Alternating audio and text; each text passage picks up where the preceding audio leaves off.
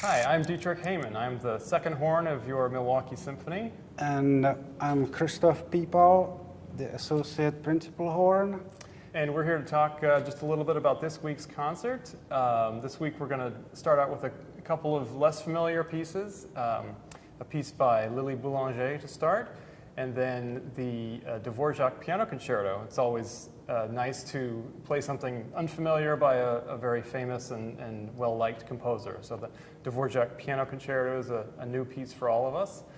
And then the second half of the concert, we're going to play the magnificent Rite of Spring, which is always impressive in its sounds and power and the harmonies. It uses a massive orchestra, quintuple woodwinds, 5 of each woodwind.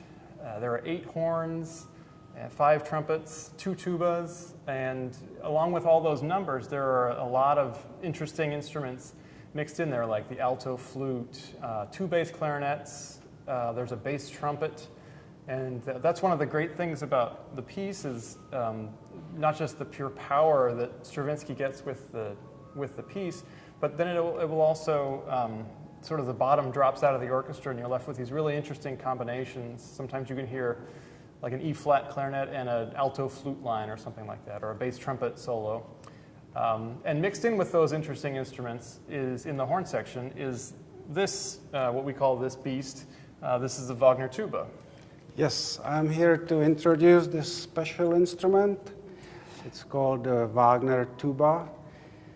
It was first used in the Wagner string cycle, and since then Anton Bruckner used it in some of his symphonies, and also Stravinsky in the Rite of Spring, and Richard Strauss in the Alpine Symphony.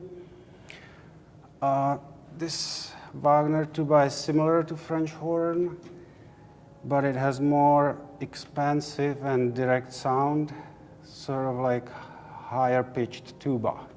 And the sound of the Wagner tuba is really unique and distinctive. It's kind of, as Christoph said, it's halfway between a horn and a French horn and maybe a euphonium, but it gives you a sound where you kind of perk up and say, what is that sound? There's a lot of that in the Rite of Spring. The tuba is used only in a very short passage, right at the end of the first half. The 2 tuban here with the 2 bass tubas, the regular tubas, play this line, as Christoph said, and it sort of soars over the orchestra for a brief moment. So one of the many things to watch and listen for as you're enjoying Rite of Spring.